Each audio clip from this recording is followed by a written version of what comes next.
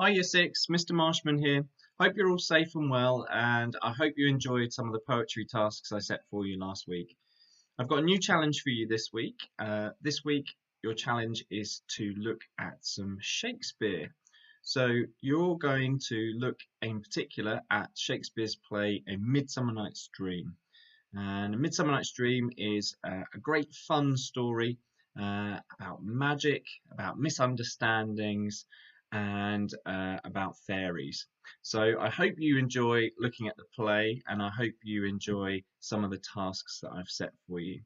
Now, Midsummer Night's Dream is actually quite an important play for me because it was one of the first plays, one of the first school plays that I was part of.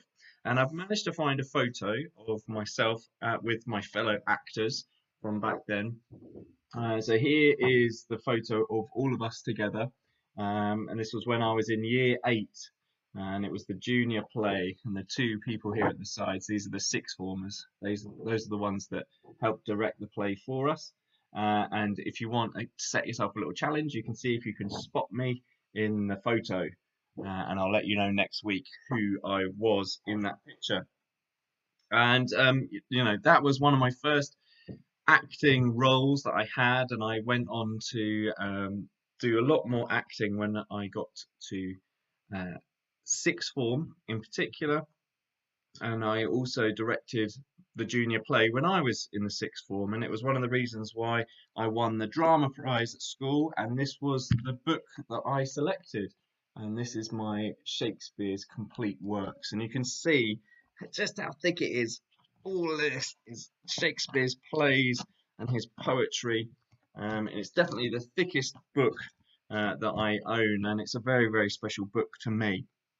And Shakespeare is and will always be very special to me. All of the works that I've read and have enjoyed. Now, the work that I've set you, as I said, is on A Midsummer Night's Dream, which is one of his comedies. So hopefully you'll find it quite light and quite funny.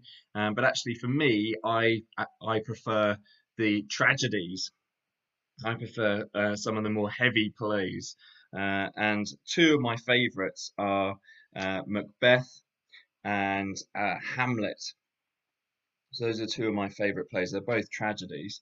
I also really love Romeo and Juliet, which is kind of a love story, but also a tragedy as well. And these are all plays that you can look up if you want to, if you're interested. So Hamlet has a speech in it, which is called the to be or not to be speech. So I'm just going to read a little bit of that for you. I'm not going to read the whole speech. But this was one of my favourite speeches when I was in sixth form, and I learnt it and performed it once on stage. And it goes like this: To be or not to be, that is the question. Whether it is nobler in the mind to suffer the slings and arrows of outrageous fortune, or to take arms against a sea of troubles, and by opposing end them. To die, to sleep, no more. And by a sleep we say we end the thousand natural shocks that flesh is heir to. 'Tis a consummation devoutly to be wished. To die, to sleep, to sleep. Perchance to dream, aye, there's the rub. For in this sleep of death, what dreams may come. So that's just a little snippet at the beginning of the to be or not to be speech, which I absolutely love. And then I also love another speech from Macbeth, which is, it's pretty depressing, but hey, I love it anyway. I love the language. I love Macbeth's character at this point in the play. This part is where everything is kind of descending on Macbeth. Everything's going wrong for him, and he's just found out that his wife has died. And this is the speech that he gives. He says, "She should have died hereafter. There would have been a time for such a word. Tomorrow and tomorrow and tomorrow creeps in this petty pace from day to day, to the last syllable of recorded time.